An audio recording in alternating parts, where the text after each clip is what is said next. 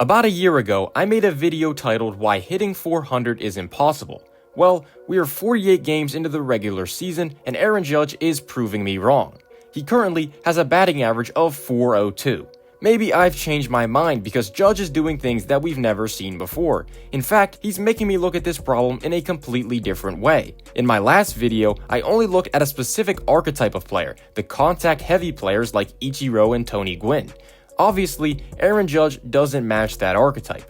And you might be thinking, if Tony Gwynn and Ichiro couldn't do it, then how could Aaron Judge? Well, it's a mixture of plate discipline, sample sizes, hard hit balls, and a lot of luck. If you enjoy the video, make sure to subscribe. It's the best way to support the channel, and I would really appreciate it. 36 players in MLB history have recorded a batting average over 400 in a season. Just to put it in perspective, all of them occurred before World War II ended. The most recent player to do it was Josh Gibson in 1943. In other words, a season like this hasn't been accomplished in over 80 years. There have been many players to come close to this mark, however. Stan Musial made a run for it in 1948, but fell short of the mark at 376. Ted Williams came even closer in 1957, posting an average up at 388, but obviously not quite 400. Rod Carew in 1977 matched that mark with another 388. 3 years later in 1980, George Brett came even closer with a batting average of 390. In 1994, though, Tony Gwynn recorded the best mark we've seen since 1943, a 394 average in the shortened 1994 season. Even arguably the best contact hitter of all time couldn't hit the mark in a shortened season, meaning a smaller sample size and increased chance for outlier results. Todd Helton and Nomar Garciaparra posted matching 372 averages in the year 2000, with Ichiro even matching that mark as well 4 years later. Not even in the 60-game season in 2020 did anyone come close, with DJ LeMahieu leading the way with a 364. Since then, there's been only one season even over 350, which was Luis Arraez's 354 2023 season. All of the hitters on this graphic here are contact-first hitters. They're not hitting 60 homers in a season. Obviously, Aaron Judge's approach differs vastly from the players listed here. These players generally have a very low strikeout rate and don't have much bat speed, as they put the ball in play a ton for base hits. Judge is basically the opposite. He has a relatively high strikeout rate and tremendous bat speed. Though the modern game is a lot different compared to the times that these players played, and Aaron Judge just might be the best chance at hitting 400 that modern baseball has ever seen. Historically, players with high batting averages typically have lower strikeout rates. This makes sense, as a strikeout is automatically not a hit and will always hurt your batting average. Aaron Judge doesn't put the ball in play as often as a guy like Luis Arraez or Steven Kwan, which means he has more automatic outs. But when he does put it in play, typically it's a very good result. Out of all active players with at least 2,000 plate appearances, Aaron Judge has the highest BABIP out of all of them. BABIP meaning batting average on balls in play, even higher than more contact-oriented hitters like Tim Anderson, Freddie Freeman, and Luis Arraez.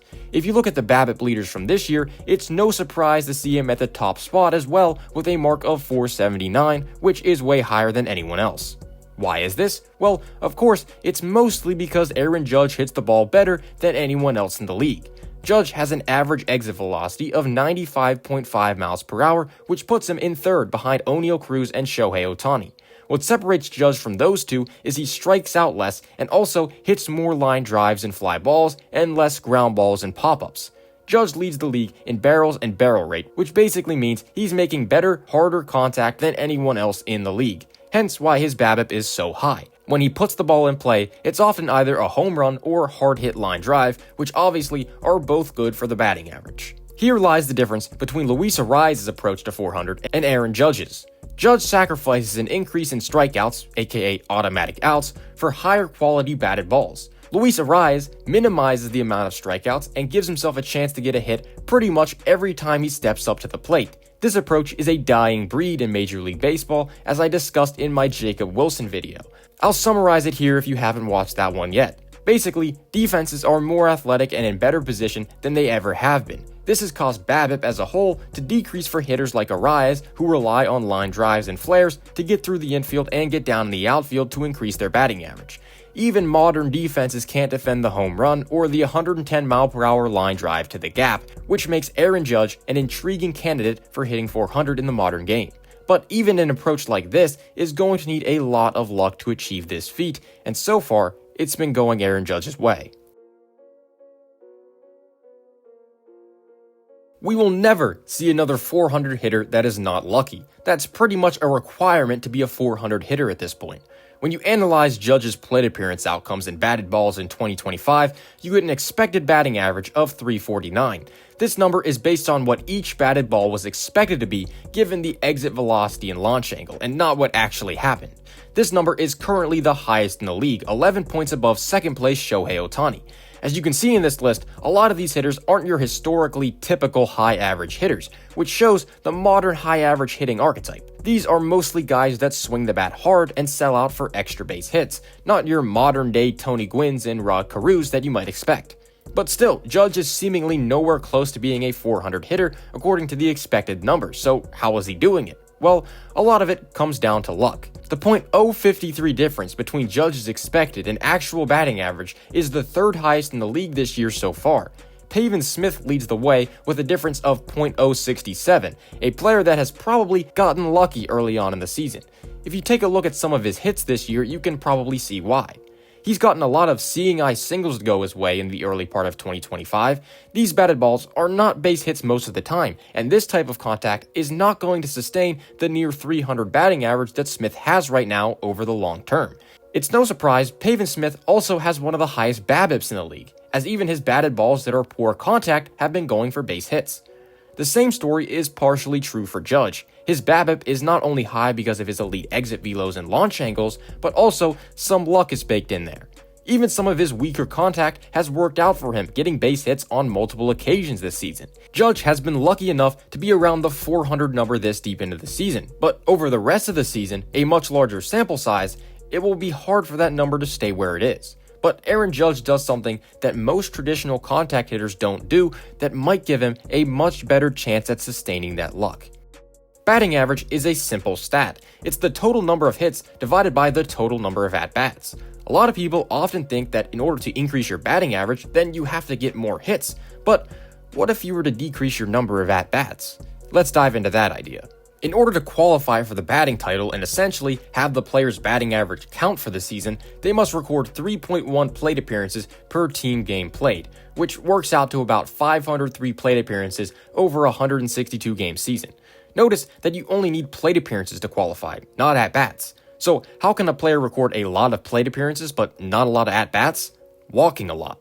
A walk, of course, counts as a plate appearance, but does not affect the player's batting average because it doesn't count towards the at-bat total. Aaron Judge this year has 218 plate appearances, but only 184 at-bats. This is because his great discipline has allowed him to work 31 walks so far, which is tied for the 7th most in all of Major League Baseball. He also has 2 hit by pitches and 1 sac fly, which also don't count as an at-bat. So far this year, Judge has a walk rate of 14%, which is in the 90th percentile. This number is actually low compared to what Judge put up last year when he had a walk rate of 18.9%. This high walk rate means that Judge's at-bat sample is going to be smaller than most players who have the same amount of plate appearances. What does this mean for his batting average? Well, weird things happen in small samples. Just take this for example. Say you flip 4 coins and they all come up as heads. You might think that that coin's unfair and not actually a 50-50 chance. You flip the coin 10,000 more times and it shifts to a more 50-50 split, which is what you would expect. If you only flip that coin a small amount of times, then you can get some results that you don't expect. You expect the coin to split evenly between heads and tails, but it came up with 4 heads. We can use the same logic when talking about Judge's expected and actual batting average. Right now, Judge's batting average is much higher than we'd expect based on his batted ball data, things like launch angle and exit velocity.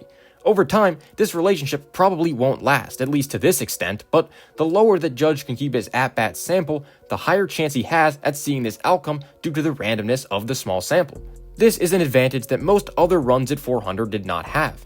Luis Arraez's 2023 season had a walk rate of only 5.7%. Tony Gwynn's 1994 season had a 10.1% walk rate. Rod Carew's 1977 season was under 10% at 9.9%. High contact, low strikeout rate players in general don't have high walk rates because they put the ball in play early in the plate appearance, not even allowing the pitcher to throw 4 balls. These guys were not decreasing the number of at-bats they had in the season to the degree that Judge is now.